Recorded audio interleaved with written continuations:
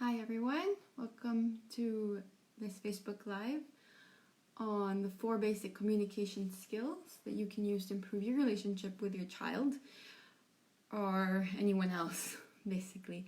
So during the next 15 to 20 minutes, I'll be sharing with you some tools, the skills, and also some tools that I use for smoother mornings. Now, this is for you if you feel like you know what you're doing.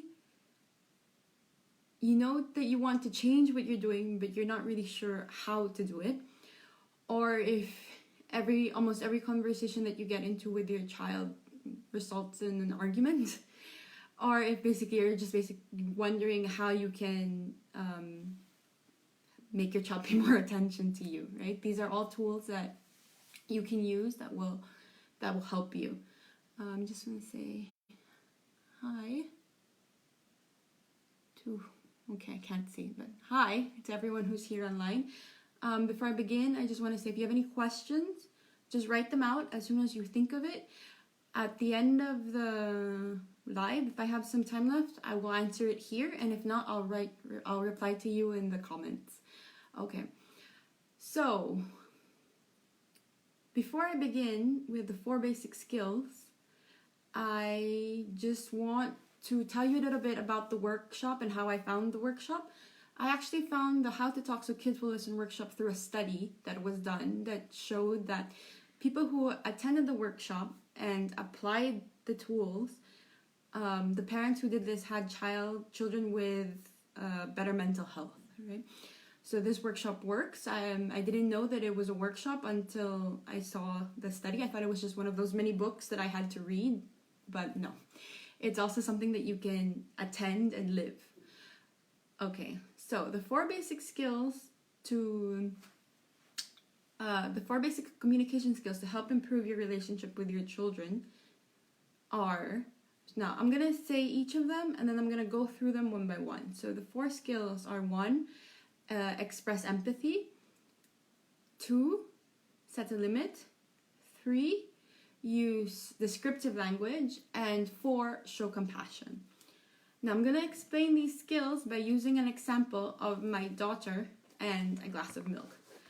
But before I begin with this example, my daughter has a disclaimer, okay? She heard me talking about this the other day, and she wants you all to know that what I'm about to say is no longer a problem. We have solved the issue. And she now drinks milk from a smaller glass, so everyone is happy. But that's just something she told me to tell everyone. So, the 4 basic communication skills using a glass of milk as an example. So the first skill is express empathy. Now, my daughter likes to drink milk from a glass in the mornings, and I normally just pour a small amount of milk, which she hates because she wants to drink from a super full cup, as she says. But I don't like particularly because, well, this is something that has been going on for several months now. And she has a tendency to either not finish the milk or spill it. And I hate wasting food. So this is where we are right now. So, of course, when I pour her half glass of milk, she gets very upset and she starts to complain. She starts to ask for milk. So the first skill that I use is express empathy, right? So what does that look like? I tell her, yeah, I can see that you're very upset. You really want a full glass of milk, but you don't have a full glass of milk. Or I tell her, yeah, it can be really frustrating when you don't get what you want. Okay, when expressing empathy, it's important to match the emotion of the child, right? So if you have a child who's really angry and you're there like all calm and like, yeah, you're quite angry, I can see you're upset, that's just going to make the child even more angry. So you kind of have to also be dramatic if necessary. Be like, yeah, that was really frustrating. You hate it when this happens, you know. So just match the emotion of the child. So a lot of times parents are a bit afraid to express empathy or to validate their kids' feelings because then they think that by validating the feeling, then they have to give the kid what they want, right? One of the things that the workshop always says is that all emotions are valid. Some actions need a limit, right? So just because you can empathize with your child does not mean that you have to give in and give the child what he's asking for. Which leads me to my next step, which is set a limit. So in this case, the limit is the glass of milk, right? That if she can have as much milk as she wants, but only in small amounts. Now the limit here actually isn't just the amount of milk that she can drink at a time, but it's also a personal limit that I have, because I know that when I see basically food being wasted, it triggers me. I get really upset. I hate wasting food. So it's a limit I put on myself so that I kind of protect myself, but I also protect her from myself, right? So I don't have that, I don't do it all for her because that's what she wants, and then later when something happens I get upset. So it's a limit I have for myself. So that's a limit. The third skill is use descriptive language. So let's say that the milk spills, right? And so normally people would say things like, oh, you always spill the milk. I told you this would happen. You never watch what you're doing. You're so clumsy. All of these sentences are evaluative, right? They're all putting you put your own opinion and your own judgment into what you're seeing. And sometimes that can make the child feel bad. That can make the child feel defensive, right? No one likes feeling judged. So instead, the skill is to use descriptive language. Now, descriptive language is basically using facts, right? These are things that you can see, hear, or feel. Basically, things that you can use your you can use your senses. You can use your senses. You use your senses to see. So that's descriptive language, right? Basically, these are things where everyone in the room will agree that this is happening. So that's the third skill. And the fourth skill is to show compassion, right? This compassion can be to yourself and to your child, right? Maybe for some people, it's probably easier to show compassion to their child because they understand that their child is young, their child is learning, right? They're not perfect. I want you to do the same for yourself, right? Remind yourself that you are learning, you are not perfect, you're human, and that's okay. You know, we're all here, we're all doing the best we can with the tools that we have, and no matter what, we are always the best parent for our child. All right, so just to give a bit of a summary of the 4 basic skills that I had just said for all of those who just came on. So the first one is to express empathy. The second one is to set a limit. The third one is to use descriptive language. And the last one is to show compassion, right? Show compassion to your child, show compassion to yourself. So those are the 4 the 4 basic skills that are the core of the How to Talk to Kids workshop. So this workshop has so many tools that you can use in almost any situation with your child. But at its heart, what it really wants to teach the parents are these 4 things. Express empathy, set a limit, use descriptive language, and show compassion. Now, for the second part of today's live, I'm going to be sharing with you the tools I personally use for our mornings, right? So our mornings are relatively stress-free and we can leave the house on time. So these are the tools all from the workshop. These are all tools that we practice in the workshop, and this is how I apply them to my specific situation. Okay, so we wake up in the morning and the first thing that my daughter wants are cookies. She wants cookies for breakfast. Now, those of you who are in Spain, those of you who are Spanish, who have lived here or whatnot, you probably know that the galletas de Maria are a popular breakfast option for kids. Now, I personally try not to give her cookies every day, although she wants cookies every single day. So that means I use the first tool, which is to give the child their wish in fantasy. Okay, so how does that look like in my morning? So she wakes up. What do you want for breakfast? And I don't even have to ask her what she wants for breakfast. She tells me, I want cookies for breakfast. Mama, galleta, mama, cookie. So I immediately just give her her desire in fantasy, right? I say, yeah, I know you really love to have cookies for breakfast. I bet you wish we could have cookies every single day. I wish we could have cookies for lunch and for dinner, and while brushing our teeth we can eat cookies. You know, sometimes I try to make it silly so she starts to laugh. I'll say things like, yeah, imagine if we had now like a huge big cookie and then we'd have to carry it. How would we carry it? You know, other people like to use like the magic wand. Like, I wish I had a magic wand right now and we can make all these cookies appear and we could eat all of them for breakfast. So yeah, so that's the first tool that I use, give the child their wish and fantasy. And then I follow it up with the second tool, which is offer a choice.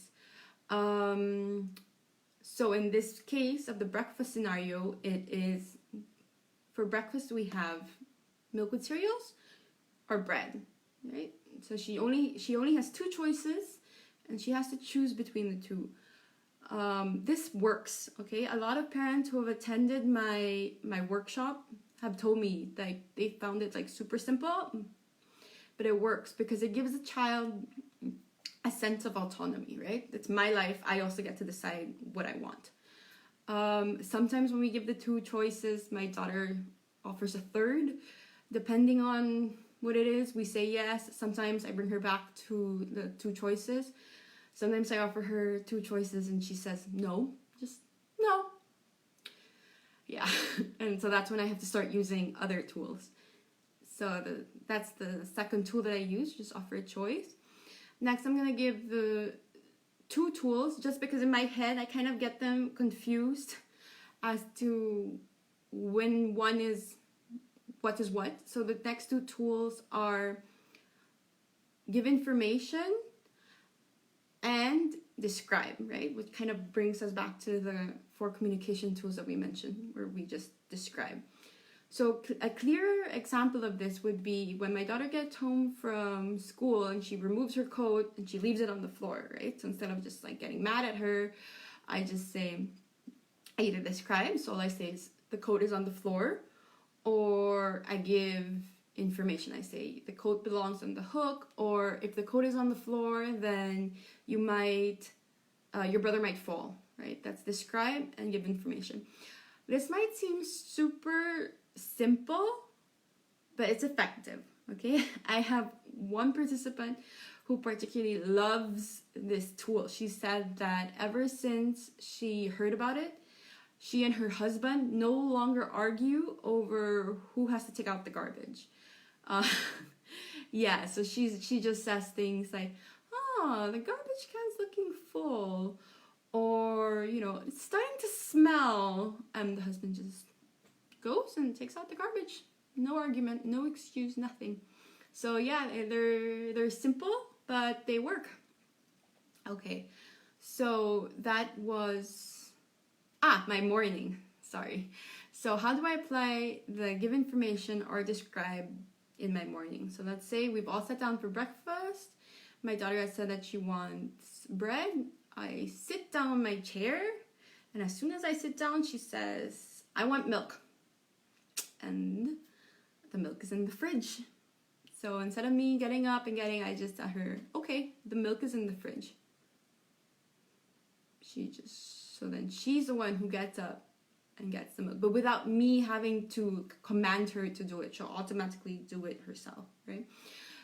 This also works very easily. Well, this also works with whenever she leaves the light on. We just say lights, and then she'll run and turn off the light, you know. So these are things that are easy, they're simple. Well, easy, they're simple, but they're effective. Now, so those were the two tools of give information and describe. The next tool is point out ways the child can be useful. Now, kids love to help, okay? They love to help. A lot of times we don't really want their help because in helping they kind of just make things a bit more complicated.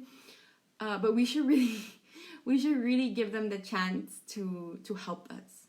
Okay, so in my case, that looks like me asking her to bring her bowl into the kitchen, or her getting the diaper for her younger brother, or putting the toothpaste on her toothbrush, right? These are things that need to be done. We're in a rush, as always. We're always in a rush, but there's always that pressure of having to get to school on time. So yes, I ask her to help me, and sometimes she might not do it the way that I would do it, but it gets done. There are things that I have to do anyway, and she's more than happy to help. So that's the fifth tool that I use in the mornings. And the last tool that I use is model the behavior you want to see. This works for almost everything. A lot of parents ask me, how can I teach my child to say thank you, to say please? What do I do when my child hits? What do I do when my child is hit? Model. You know the saying, do as I say, not as I do? Yeah, no. That doesn't work, okay? Do not do that. Do not think that works. They do as you do. So if you want them, for example, to have a tidy room, look in your room first, okay? Because maybe they're not doing as you say and they're doing as you do. Okay, in the mornings, how does that look like? Well, basically, my husband would probably confirm this, that when getting dressed, I have a tendency to get distracted, right? I'll say like, okay, I'm gonna go get dressed, and then I see something that needs to be folded, or I see something that's not in its place, I start organizing. I might kind of like forget that I'm getting dressed and I start washing the dishes. So basically it's model the behavior that you want to see, right? So how can I expect my 3-year-old to wake up in the morning and be all set to have breakfast, get dressed, brush her teeth, and go to school if I myself am not doing that? Yeah, okay. So that's the last tool. Just to do a quick summary, the 6 tools that I use in the morning to get us out the door are: 1, give the child their wish in fantasy; 2, offer a choice; 3, give information; 4, describe; 5, point out ways a child can be helpful; and 6 is model the behavior you want to see. Yeah. And for those of you who just came on now, you can always watch the replay, but the 4 communication skills that I had mentioned were: express empathy, set a limit, describe or use descriptive language, and show some compassion. So those are the skills. I also give you the tools. All of this we talk more about in the workshop, How to Talk So Kids Will Listen, and Listen So Kids Will Talk. I have one in English starting in February. If you sign up by Friday, you get the chance to win the book. Okay? A lot of people ask me, well, why do I have to attend the workshop if I have the book?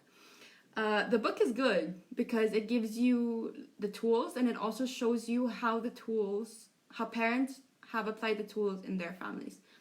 But the workshop really allows you to feel what it's like to be in your kids' shoes, right? It makes it easier for you to express empathy. Plus, you also practice the tools in the workshop before going home so that it's easier for you to apply what you've learned. And then because the workshop is 7 weeks long, which is, I know, is another issue for busy parents out there, but it's 7 weeks long because then you have a week to practice the tools. And if it works or if it didn't work or if you have any questions, then you go back to the session and you can ask your doubts, right? And I and everyone else in the group will also be there to help you. And it's also good because then you have your homework and you know you're gonna see us every week. So the night before, sometimes you're like, oh no, I forgot to practice any of the tools. And then you're kind of like forced to practice it, which is good. Because a lot of times we read books or blogs or we listen to people talking like now. And so we learn a lot, but we don't apply them, right? And what we really want to do is not learn things, but we want to apply them. So that's where the workshop can also be really helpful. So yeah, those are the 4 basic communication tools and the 6 skills and the 6 tools that I use in my mornings. I'm really, really grateful for everyone who has come on live. Thank you for watching. You have no idea. Really, thank you so much for coming on. And we'll speak soon. See ya.